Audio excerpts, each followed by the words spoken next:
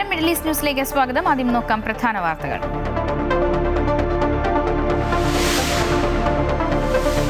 പശ്ചിമേഷ്യൻ സംഘർഷം പുതിയ മേഖലകളിലേക്ക്. യമനിലെ ഹൂതി വിമതരുടെ നിയന്ത്രണത്തിലുള്ള ഹൊദൈദ നഗരത്തിൽ സൗദി അറേബ്യയുടെ വ്യോമാക്രമണം തിരിച്ചടിച്ചതായി ഹൂതികൾ.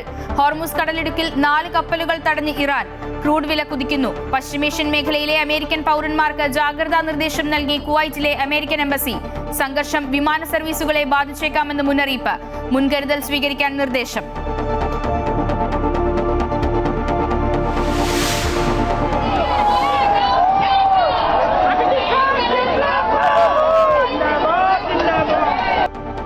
നീറ്റ് ചോദ്യപേപ്പർ ചോർച്ചയിൽ CJPയുടെ പ്രതിഷേധത്തിനൊടുവിൽ രാജിവെച്ച കേന്ദ്ര വിദ്യാഭ്യാസ മന്ത്രി ധർമ്മേന്ദ്ര പ്രധാൻ. യുവാക്കളുടെ വികാരം മാനിക്കുന്നുവെന്ന് പ്രധാൻ. ദേശവിരുദ്ധ ശക്തികൾ സാഹചര്യം മുതലെടുക്കാതിരിക്കാനാണ് രാജിയെന്നും പ്രധാൻ. രാജിക്ക് പിന്നാലെ സമരം അവസാനിപ്പിച്ചു CJP. പ്രവർത്തകരെ അഭിനന്ദിച്ച് രാഹുൽ ഗാന്ധിയും സോനം വാങ്ചുക്കും. പ്രഹ്ലാദ് ജോഷിക്ക് വിദ്യാഭ്യാസ മന്ത്രിയുടെ അധിക ചുമതല.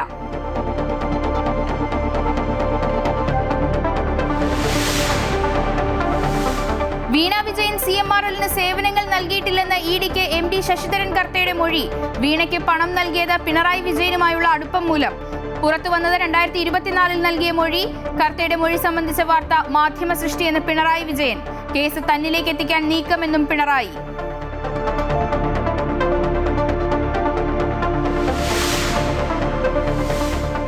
വഖഫ് ബോർഡ് വിവാദത്തിൽ ഭരണ പ്രതിപക്ഷ വാക്പോര്. UDF സർക്കാർ സംഘപരിവാർ സേവ നടത്തുന്നുവെന്ന് പിണറായി വിജയൻ. വഖഫ് വിഷയത്തിൽ ആശങ്കപ്പെടേണ്ടതില്ല എന്നും BJPക്കെതിരായ പോരാട്ടം പിണറായി വിജയനിൽ നിന്ന് പഠിക്കാൻ ഉദ്ദേശിക്കുന്നില്ലെന്നും മന്ത്രി N ഷംസുദ്ദീൻ.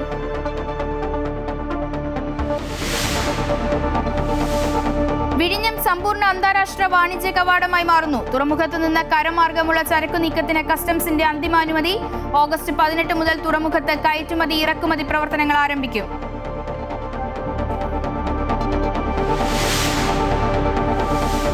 സിംബാബ്വേക്കെതിരായ രണ്ടാം 2020-ൽ ഇന്ത്യക്ക് 90 റൺസിന്റെ ജയം. 3 മത്സരങ്ങളുള്ള പരമ്പര ഇന്ത്യക്ക് സ്വന്തം.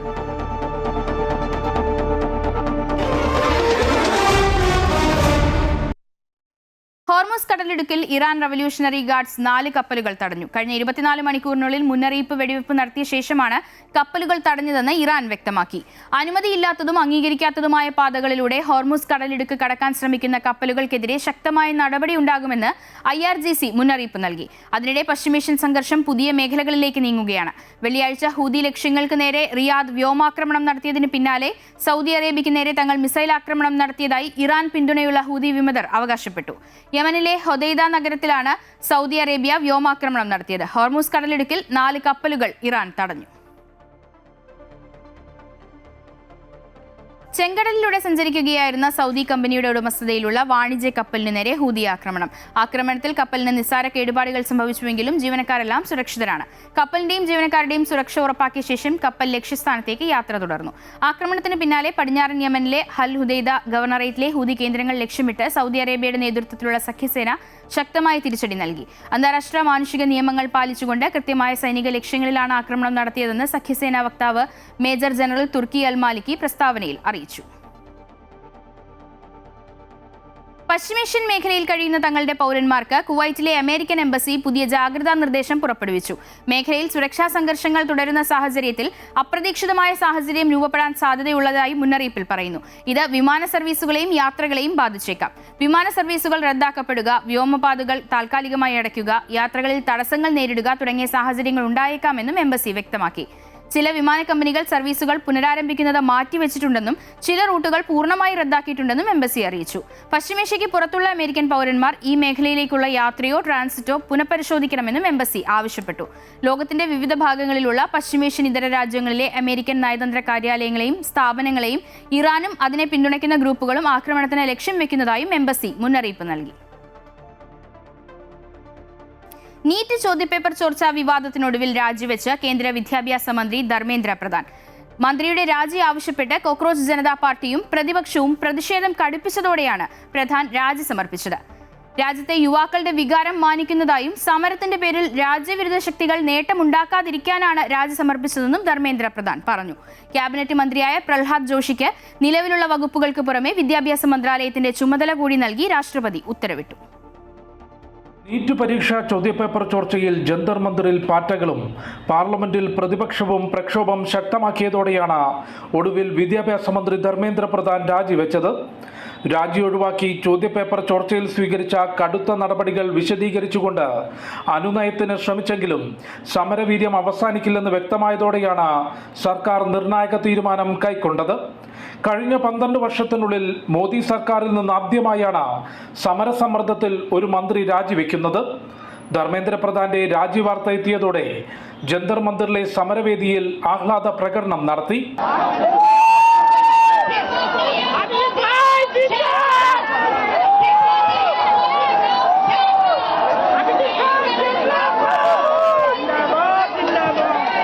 ഇത് ജനാധിപത്യത്തിന്റെയും ഭരണഘടനയുടെയും വിജയമാണെന്ന് കോക്രോച്ച് പാർട്ടി സ്ഥാപകൻ അഭിജിത് ദീപ് കെ പറഞ്ഞു. ചോദ്യപേപ്പർ ചോർച്ചയെ തുടർന്ന് ആത്മഹത്യ ചെയ്ത വിദ്യാർത്ഥികളുടെ കുടുംബത്തിന് നഷ്ടപരിഹാരം ഉറപ്പാക്കണം. പാർലമെന്റ് മാർച്ചിലെ സംഘർഷത്തിൽ പോലീസിനെതിരെ നടപടി വേണമെന്നും അഭിജിത് ദീപ് കെ ആവശ്യപ്പെട്ടു. पुलिस वालों ने पानी बंद कर दिया तब भी आप लोग बैठे रहे, खाना रोक दिया तब भी आप लोग बैठे रहे. आप लोगों की हिम्मत तोड़ने की बहुत कोशिश की, लेकिन आप लोगों की हिम्मत टूटी नहीं. യുവാക്കളുടെ വികാരം മാനിക്കുന്നതായും ജന്തർ മന്ദിറിലെ സമരത്തിന്റെ പേരിൽ രാജ്യവിരുദ്ധ ശക്തികൾ നേട്ടമുണ്ടാക്കാതിരിക്കാനുമാണ് രാജി സമർപ്പിച്ചതെന്ന് ധർമ്മേന്ദ്ര പ്രധാൻ വ്യക്തമാക്കി. 4 പതിറ്റാണ്ടിലേറെയായി വിദ്യാർത്ഥികളുമായും അധ്യാപകരുമായും ബന്ധപ്പെട്ട് വിദ്യാഭ്യാസ മേഖലയുടെ പരിഷ്കരണത്തിനായി താൻ പ്രവർത്തിക്കുന്നുണ്ട്. നീറ്റ് ചോദ്യപേപ്പർ ചോർച്ചയെ തുടർന്ന് വിദ്യാഭ്യാസ മന്ത്രാലയം സ്വീകരിച്ച നടപടികൾ വിശദീകരിച്ച ധർമ്മേന്ദ്ര പ്രധാൻ രാജ്യത്തിന്റെ ഐക്യത്തിനു വേണ്ടിയാണ് രാജി തീരുമാനമെന്നും വ്യക്തമാക്കി. അമൃത ന്യൂസ്, ന്യൂഡൽഹി. കഴിഞ്ഞ 35 ദിവസമായി ജന്തർ മന്ദിറിൽ നടത്തിവന്ന അനിശ്ചിതകാല സമരം അവസാനിപ്പിച്ച് കോക്രോച്ച് ജനതാ പാർട്ടി. കേന്ദ്രമന്ത്രിമാരുമായുള്ള ചർച്ചയ്ക്ക് ശേഷമായിരുന്നു പ്രഖ്യാപനം. പ്രധാനപ്പെട്ട ആവശ്യങ്ങളെല്ലാം സർക്കാർ അംഗീകരിച്ചെന്നും എല്ലാവരും സമാധാനപരമായി പിരിഞ്ഞു പോകണമെന്നും കോക്രോച്ച് പാർട്ടി വക്താവ് അശുതോഷ് രംഗ വ്യക്തമാക്കി. വിദ്യാഭ്യാസ മന്ത്രി ധർമ്മേന്ദ്ര പ്രധാന്റെ രാജിപ്രഖ്യാപനത്തിന് ശേഷമാണ് കോക്രോച്ച് ജനതാ പാർട്ടിയും കേന്ദ്ര സർക്കാരും തമ്മിലുള്ള 3ാം ഘട്ട ചർച്ച നടന്നത്. പ്രധാനപ്പെട്ട ആവശ്യങ്ങളെല്ലാം സർക്കാർ അംഗീകരിച്ചതിനാൽ ജന്തർ മന്ദിറിലെ സമരം അവസാനിപ്പിക്കുന്നതായി കോക്രോച്ച് പാർട്ടി വക്താവ് അശുതോഷ് രംഗ വ്യക്തമാക്കി. ആത്മഹത്യ ചെയ്ത വിദ്യാർത്ഥികളുടെ കുടുംബങ്ങൾക്ക് ചട്ടങ്ങൾക്കനുസൃതമായി പ്രത്യേക നഷ്ടപരിഹാരം നൽകാമെന്ന് സർക്കാർ സമ്മതിച്ചെന്നും വിദ്യാർത്ഥികൾക്കെതിരെ ഭാവിയിൽ നിയമ നടപടി ഉണ്ടാകില്ലെന്ന് ഉറപ്പു നൽകിയതായും CJP വക്താക്കൾ അറിയിച്ചു. The Cockroach Janata Party declares that we withdraw the agitation in good faith and understanding that the agreed upon terms will be executed within the agreed upon timeline. വിദ്യാർത്ഥികൾക്കെതിരെ നിയമ നടപടി ഉണ്ടാകില്ലെന്നും FIRകളുടെ കോപ്പി അവർക്ക് ലഭ്യമാക്കുമെന്നും ചർച്ചയ്ക്ക് ശേഷം JP നദ്ദ വ്യക്തമാക്കി. നഷ്ടപരിഹാരത്തിന്റെ കാര്യത്തിൽ അനുഭാവപൂർവ്വം തീരുമാനമെടുക്കുമെന്നും JP നദ്ദ പറഞ്ഞു. डिटेल में चर्चा होने के पश्चात सबसे पहली बात तो ये है कि जो इनका एक 4 पॉइंट्स था उसका लबोलबाब ये था. കോക്രോച്ച് ജനതാ പാർട്ടി ഉന്നയിച്ച 5 ആവശ്യങ്ങളുമായി ബന്ധപ്പെട്ട് 4 ആഴ്ചയ്ക്ക് ശേഷം വീണ്ടും ചർച്ച നടത്താനും ധാരണയായി. സമരം പിൻവലിച്ചതോടെ ജന്തർ മന്ദിറിൽ നിന്ന് പ്രകടനമായി വിദ്യാർത്ഥികൾ മടങ്ങി തുടങ്ങി. വിദ്യാർത്ഥികൾ സമാധാനപരമായി മടങ്ങി പോകണമെന്നും പോലീസ് ഉദ്യോഗസ്ഥരോട് സഹകരിക്കണമെന്നും ക്രമസമാധാന ചുമതലയുള്ള special police commissioner Devesh Chandra Srivastava ആവശ്യപ്പെട്ടു. അമൃത ന്യൂസ്, ന്യൂഡൽഹി. മുൻ മുഖ്യമന്ത്രി പിണറായി വിജയന്റെ മകൾ ടി വീണ CMRL കമ്പനിക്ക് സേവനങ്ങൾ നൽകിയിട്ടില്ലെന്ന ശശിധരൻ കർത്തയുടെ മൊഴി പുറത്ത്. പിണറായി വിജയനുമായുള്ള വ്യക്തിപരമായ അടുപ്പം കാരണമാണ് തുക നൽകിയതെന്ന് കർത്തയുടെ മൊഴിയിൽ പറയുന്നു. 2024 ഏപ്രിൽ 17-ന് ED രേഖപ്പെടുത്തിയ മൊഴിയാണ് ഇപ്പോൾ പുറത്തുവന്നത്. കേസുമായി സഹകരിക്കുന്നുണ്ടെന്നും മറ്റൊന്നും പറയാനില്ലെന്നും മുഹമ്മദ് റിയാസും പ്രതികരിച്ചു. CMRL എക്സാലോജിക് സാമ്പത്തിക ഇടപാട് കേസ് പ്രതിപക്ഷ നേതാവ് പിണറായി വിജയനിലേക്ക് ബന്ധിപ്പിക്കുന്നതാണ് ശശിധരൻ കർത്തയുടെ പുറത്തുവന്ന മൊഴി. പിണറായി വിജയനുമായുള്ള വ്യക്തിപരമായ അടുപ്പത്തിന്റെ പേരിലാണ് വീണയ്ക്കും കമ്പനിക്കും പണം നൽകിയതെന്ന് കർത്ത പറയുന്നു. വീണയോ എക്സാലോജിക്കോ CMRLന് സേവനങ്ങളൊന്നും നൽകിയിട്ടില്ലെന്നും കർത്ത വ്യക്തമാക്കുന്നതായി ED റിപ്പോർട്ട് പറയുന്നു. 2014-15 കാലഘട്ടത്തിൽ നഷ്ടത്തിലായിരുന്ന എക്സാലോജിക് കമ്പനി 1ാം പിണറായി സർക്കാർ അധികാരത്തിൽ വന്ന ശേഷമാണ് CMRLുമായി കരാറിൽ ഏർപ്പെടാൻ കഴിഞ്ഞത്. 2017 മുതൽ 2020 വരെയുള്ള സമയത്ത് ഏകദേശം 2.78 കോടി രൂപയാണ് വീണയ്ക്കും എക്സാലോജിക്കിനുമായി CMRL നൽകിയത്. ഇല്ലാത്ത സേവനത്തിന്റെ പേരിലാണ് പണം കൈമാറിയതെന്ന് ED കണ്ടെത്തിയിരുന്നു. സേവനങ്ങളൊന്നും നൽകിയിരുന്നില്ലെന്ന കാര്യം വീണ തന്നെ സമ്മതിച്ചിട്ടുണ്ടെന്ന കാര്യവും ED റിപ്പോർട്ടിൽ പറയുന്നു. ഇപ്പോൾ പുറത്തുവന്ന ശശിധരൻ കർത്തയുടെ മൊഴിയുമായി ബന്ധപ്പെട്ട പ്രതികരണങ്ങൾക്കില്ലെന്ന് ടി വീണയുടെ ഭർത്താവും മുൻ മന്ത്രിയുമായ മുഹമ്മദ് റിയാസ് പറഞ്ഞു. എക്സാലോജിക്കുമായി ബന്ധപ്പെട്ട് കർത്തയുടെ ഒരു മൊഴി വിവരങ്ങൾ പുറത്തു വന്നിട്ടുണ്ട്. പണം നൽകിയത് ഇൻവോയ്സ് പോലും ഇല്ലാതെ നൽകിയിട്ടുണ്ട്. പണം നൽകിയത് മുഖ്യമന്ത്രിയുടെ മകളായതുകൊണ്ട് മാത്രമാണ് എന്നുള്ളതാണ് മൊഴിയിലുള്ളത്. അറിയില്ല, നമ്മൾ അറിയാത്ത കാര്യങ്ങൾ പറയാൻ പറ്റും. സേവനം നൽകിയിട്ടില്ല പിണറായി വിജയനുമായുള്ള അടുപ്പത്തിന്റെ പേരിൽ. അത് നേരത്തെ പറഞ്ഞല്ലോ, ആ കാര്യങ്ങൾ നേരത്തെ പറഞ്ഞല്ലോ. കേസുമായി സഹകരിച്ചാണ് പോകുന്നത്. മറ്റു കാര്യങ്ങൾ ഇപ്പോൾ ഒരു വാർത്തയുടെ ഭാഗമായി നമുക്ക് പറയാൻ പറ്റില്ല. ഈ കേസുമായി ബന്ധപ്പെട്ട് വീണ വിജയന്റെ HDFC ബാങ്ക് അക്കൗണ്ട് ഉൾപ്പെടെ 242 ബാങ്ക് അക്കൗണ്ടുകളിലായി ആകെ 18.36 കോടി രൂപയാണ് ED മരവിപ്പിച്ചിരിക്കുന്നത്. 2024 ഏപ്രിൽ 17 ED രേഖപ്പെടുത്തിയ മൊഴിയാണ് ഇപ്പോൾ പുറത്തുവന്നത്. വളരെ ദുർബലമായ സാമ്പത്തിക അടിത്തറയിലാണ് എക്സാലോജിക് സൊല്യൂഷൻസ് പ്രവർത്തിച്ചിരുന്നത്. ഇതിന്റെ സാമ്പത്തിക നിലനിൽപ്പ് പൂർണ്ണമായും CMRൽ നിന്ന് ലഭിക്കുന്ന ഫണ്ടുകളെ ആശ്രയിച്ചാണെന്നും ED പറയുന്നു. ശശിധരൻ കർത്തയുടെ തന്നെ ഉടമസ്ഥതയിലുള്ള മറ്റൊരു പണമിടപാട് സ്ഥാപനത്തിൽ നിന്ന് 50 ലക്ഷം രൂപയുടെ ലോണും വീണയ്ക്ക് നൽകിയിരുന്നതെന്നും ശശിധരൻ കർത്തയുടെ മൊഴിയിലുണ്ട്. കേസുമായി ബന്ധപ്പെട്ട് പിണറായി വിജയനെ കൂടി ചോദ്യം ചെയ്യാനുള്ള സാധ്യതകളാണ് ഈ ഘട്ടത്തിൽ ED തേടുന്നത്. അമൃത ന്യൂസ്, കൊച്ചി. CMRL കേസിൽ ശശിധരൻ കർത്തയുടെ മൊഴിയുമായി ബന്ധപ്പെട്ട് പുറത്തുവന്ന വാർത്തകൾ പൂർണ്ണമായും തള്ളി പ്രതിപക്ഷ നേതാവ് പിണറായി വിജയൻ. വാർത്തകൾ മാധ്യമ സൃഷ്ടിയെന്നും കുറെ കാലമായി തന്റെ പിറകെ മാധ്യമങ്ങൾ നടക്കുകയല്ലേ എന്നും പിണറായി വിജയൻ വിമർശിച്ചു. PK ശ്രീമതിക്കെതിരെ വന്ന വ്യാജ വാർത്തയെ ചാരിയാണ് CMRL വാർത്തയെ പിണറായി വിജയൻ പ്രതിരോധിച്ചത്. ആരാ പുറത്തു വിട്ടത്? മാധ്യമങ്ങളിലല്ലേ ശ്രീമതി ടീച്ചർ വാർത്ത വന്നത്? മാധ്യമങ്ങളിൽ വന്നെന്നുള്ളത് കൊണ്ട് മാത്രം അത് ശരിയാകൂ? രേഖയുണ്ടെങ്കിൽ രേഖ കാണിച്ചോട്ടെ. അതൊക്കെ നിങ്ങളുടെ സൃഷ്ടിയല്ലേ എന്ന്. നിങ്ങൾക്ക് എന്തെല്ലാം സൃഷ്ടിക്കാം. നിങ്ങൾ ഏതെല്ലാം സൃഷ്ടിച്ചുകൊണ്ടിരിക്കുന്നവരാണ്? എത്ര കാലമായി സൃഷ്ടിച്ചുകൊണ്ടിരിക്കുന്നു? ആ സൃഷ്ടിക്കുന്നതിന് വല്ല ഫലവും ഉണ്ടാക്കാൻ കഴിഞ്ഞോ? ഇനി ഇതും കുറച്ച് നാൾ നോക്ക്, എന്താണ് ചെയ്യാൻ പറ്റുക. ഞാനിപ്പം നിങ്ങളെ മുമ്പിൽ വേറെ മറ്റൊന്നും പറയാൻ നിൽക്കുന്നില്ല കേട്ടോ. അത് നല്ല ശ്രമങ്ങൾ നടത്തി നോക്ക്. ഇങ്ങനെ കുറച്ച് സൃഷ്ടിച്ചിട്ട് എന്തെങ്കിലും കിട്ടുമെന്നുള്ളത്. വിഴിഞ്ഞം അന്താരാഷ്ട്ര തുറമുഖത്ത് നിന്ന് കരമാർഗമുള്ള ചരക്കു നീക്കത്തിന് കസ്റ്റംസിന്റെ അന്തിമ അനുമതി ലഭിച്ചു. ഓഗസ്റ്റ് 18 മുതൽ തുറമുഖത്ത് കയറ്റുമതി ഇറക്കുമതി പ്രവർത്തനങ്ങൾ ആരംഭിക്കും. ഇതോടെ വിഴിഞ്ഞം സമ്പൂർണ്ണ അന്താരാഷ്ട്ര വാണിജ്യ കവാടമായി മാറുകയാണ്. വൻ കുതിച്ചുചാട്ടത്തിലേക്കുള്ള മറ്റൊരു ചുവടുവയ്പ്പാണ് വിഴിഞ്ഞം തുറമുഖ വികസനത്തിൽ ഉണ്ടായിരിക്കുന്നത്. ഇതുവരെ വിഴിഞ്ഞത്ത് ചരക്ക് നീക്കം നടന്നിരുന്നത് കപ്പലുകളിൽ നിന്ന് കപ്പലുകളിലേക്ക് മാത്രമായിരുന്നു. എന്നാൽ ഇപ്പോൾ കണ്ടെയ്നറുകൾ റോഡ് മാർഗം കൊണ്ടുപോകുന്നതിനുള്ള അനുമതിയാണ് ലഭിച്ചിരിക്കുന്നത്. ദേശീയപാത വഴി കണ്ടെയ്നറുകൾ കൊണ്ടുപോകുന്നതിന് ദേശീയപാത അതോറിറ്റിയും നേരത്തെ അനുമതി നൽകിയിരുന്നു. ഓഗസ്റ്റ് 18 മുഖ്യമന്ത്രി VD സതീശൻ ഔദ്യോഗികമായി പദ്ധതി ഉദ്ഘാടനം ചെയ്യും. സംസ്ഥാന സർക്കാരിനെ സംബന്ധിച്ചിടത്തോളം ഇതൊരു നാഴികക്കല്ലാണ്. വിഴിഞ്ഞം international seaport limited, coastal police, immigration വിഭാഗം തുടങ്ങി വിവിധ ഏജൻസികളുടെ ഏകോപനത്തോടെയാകും പ്രവർത്തനങ്ങൾ. ഷിപ്പിംഗ് കമ്പനികളും ഏജന്റുമാരും ടെർമിനൽ ഓപ്പറേറ്റർമാരും ഇതിനായി രജിസ്റ്റർ ചെയ്യണം. തുറമുഖത്തിറക്കുന്ന ചരക്കുകൾ 48 മണിക്കൂറിനുള്ളിൽ കൊണ്ടുപോകണമെന്ന് കസ്റ്റംസിന്റെ നിർദ്ദേശമുണ്ട്. തുറമുഖ പ്രദേശത്തേക്ക് പ്രവേശിക്കുന്ന എല്ലാ വാഹനങ്ങളും വ്യക്തികളും കസ്റ്റംസ് ഉദ്യോഗസ്ഥരുടെ നേരിട്ടുള്ള പരിശോധനയ്ക്ക് വിധേയമായിരിക്കും. ചരക്കുകളുടെ കള്ളക്കടത്ത് തടയുന്നതിനായി കർശന നിരീക്ഷണം ഉണ്ടാകുമെന്നും കസ്റ്റംസ് അറിയിച്ചു. മിഷൻ സമുദ്രയുടെ ഭാഗമായി തുറമുഖ പദ്ധതികളുമായി ബന്ധപ്പെട്ട ഉന്നത ഉദ്യോഗസ്ഥർ ഉൾപ്പെടെ പങ്കെടുക്കുന്ന വലിയൊരു ശില്പശാലയും സർക്കാർ ഇതിന് പിന്നാലെ സംഘടിപ്പിക്കുന്നുണ്ട്. രാജ്യാന്തര ചരക്ക് കവാടമായി വിഴിഞ്ഞം മാറുമ്പോൾ ഗതാഗത ചെലവ് കുറയുമെന്നും വിതരണ ശൃംഖല കൂടുതൽ ശക്തമാകുമെന്നുമാണ് പ്രതീക്ഷ. അമൃത ന്യൂസ്, തിരുവനന്തപുരം. വഖഫ് ബോർഡ് വിവാദത്തിൽ ഭരണ പ്രതിപക്ഷ വാക്പോര്. UDF സർക്കാർ സംഘപരിവാർ സേവ നടത്തുന്നുവെന്ന് പ്രതിപക്ഷ നേതാവ് പിണറായി വിജയൻ പരിഹസിച്ചു. വഖഫ് വിഷയത്തിൽ ആശങ്കപ്പെടേണ്ടതില്ല എന്നും BJPക്കെതിരായ പോരാട്ടം പിണറായി വിജയനിൽ നിന്ന് പഠിക്കാൻ ഉദ്ദേശിക്കുന്നില്ലെന്നും മന്ത്രി N ഷംസുദ്ദീനും പറഞ്ഞു. വഖഫ് ബോർഡിൽ അമുസ്ലിങ്ങളെ ഉൾപ്പെടുത്തുന്ന ഭേദഗതിയിൽ LDFും UDFും എന്ത് നിലപാട് സ്വീകരിച്ചു എന്നതിനെ ചൊല്ലിയുള്ള തർക്കമാണ് തുടരുന്നത്. പ്രതിപക്ഷ നേതാവ് വർഗീയത പരത്തുന്നുവെന്ന മുഖ്യമന്ത്രിയുടെ ആരോപണത്തിൽ കടുത്ത വിമർശനമുയർത്തി പിണറായി വിജയൻ രംഗത്ത് വന്നു. സംഘപരിവാർ അജണ്ട നടപ്പാക്കുന്ന വഖഫ് ഭേദഗതിയെ എതിർക്കുന്നതാണോ വർഗീയതയെന്ന് പിണറായി വിജയൻ.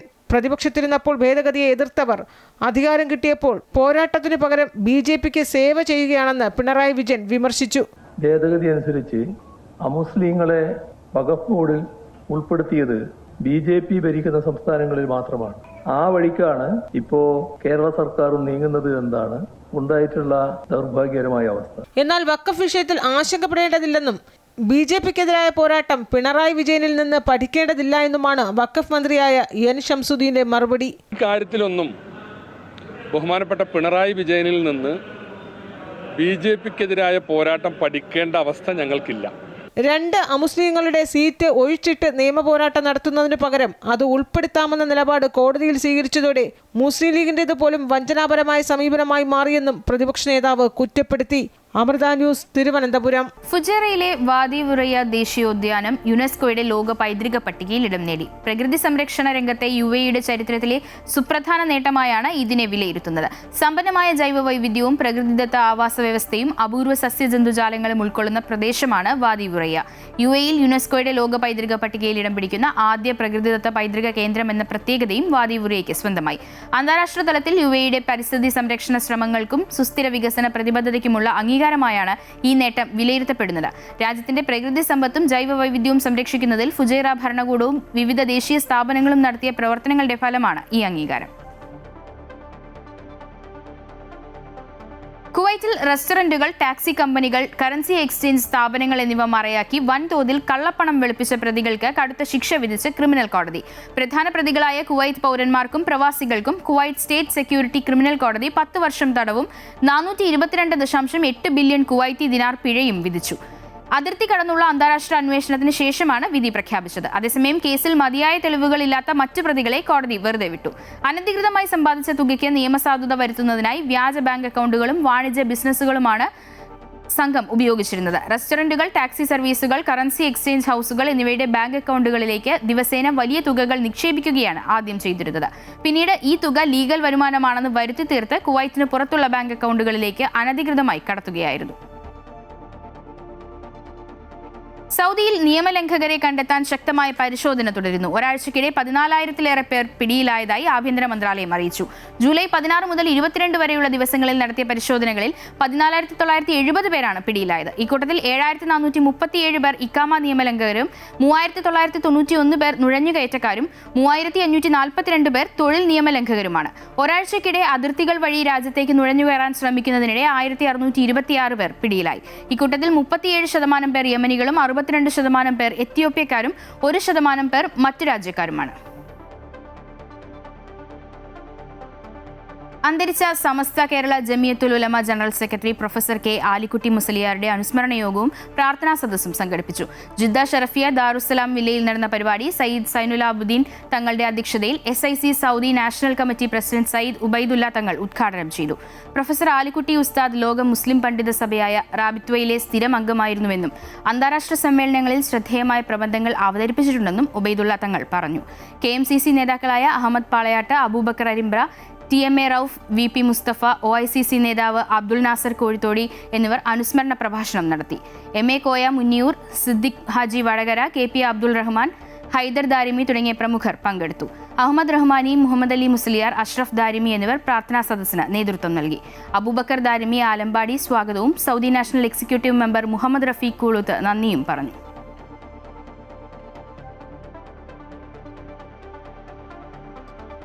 UAEയിലെ ഇന്ത്യൻ പ്രവാസി സമൂഹത്തിന്റെ സാംസ്കാരിക, സാമൂഹിക, വിദ്യാഭ്യാസ പ്രവർത്തനങ്ങൾക്ക് 4 പതിറ്റാണ്ടിലേറെയായി നേതൃത്വം നൽകുന്ന ഷാർജ ഇന്ത്യൻ അസോസിയേഷന്റെ പുതിയ ഭരണസമിതി തെരഞ്ഞെടുപ്പ് ചൂടുപിടിക്കുന്നു.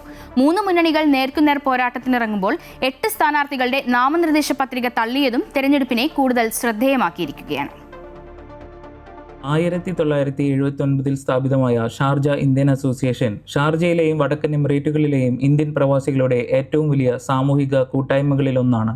അസോസിയേഷന്റെ 2026-2028 കാലയളവിലേക്കുള്ള പുതിയ ഭരണസമിതി തെരഞ്ഞെടുപ്പ് സെപ്റ്റംബർ 6-നാണ് നടക്കുന്നത്.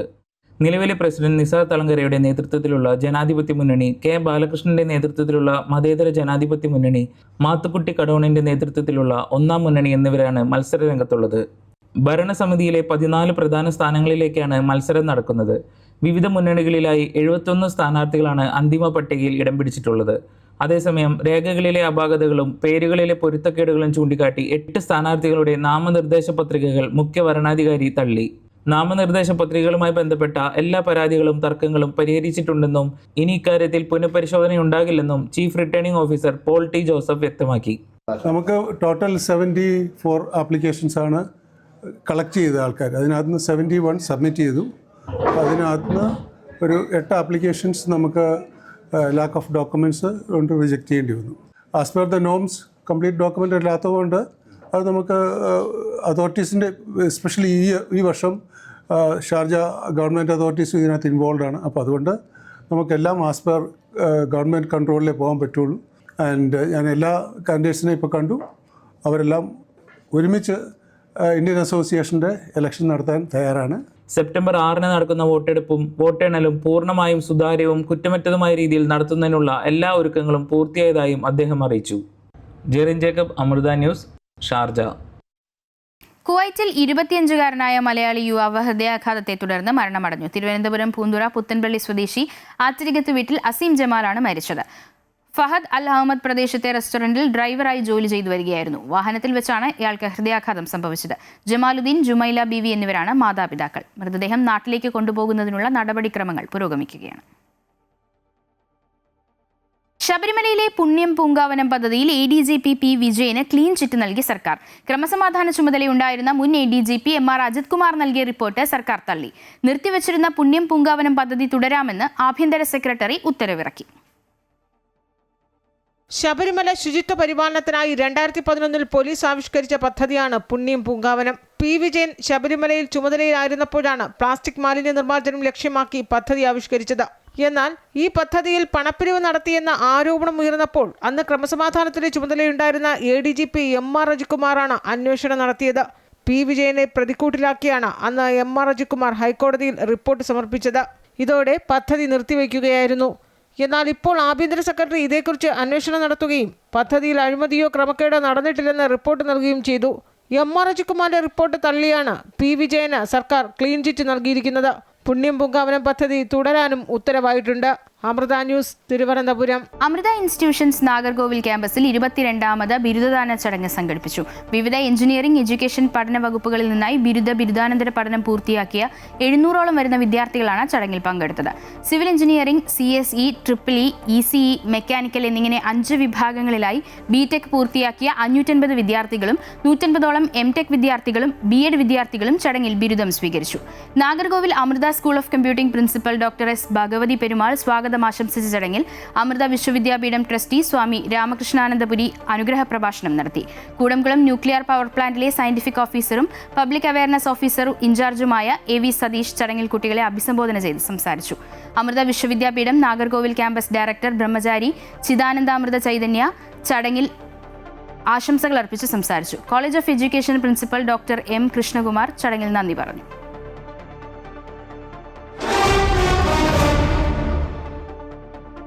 സിംബാബ്വേക്കെതിരായ 2ാം T20യിൽ ഇന്ത്യക്ക് 90 റൺസ് ജയം.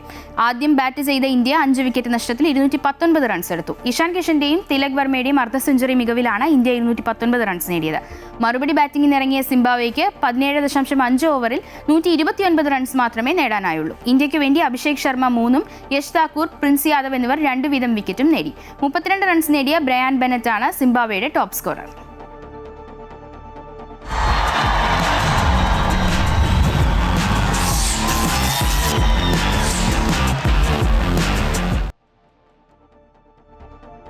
കോമൺവെൽത്ത് ഗെയിംസിൽ ഇന്ത്യക്ക് ആദ്യ മെഡൽ. പാരാ പവർ ലിഫ്റ്റിംഗിൽ ഇന്ത്യൻ താരം ജണ്ടു കുമാർ വെങ്കലം നേടി ഇന്ത്യയുടെ മെഡൽ അക്കൗണ്ട് തുറന്നു.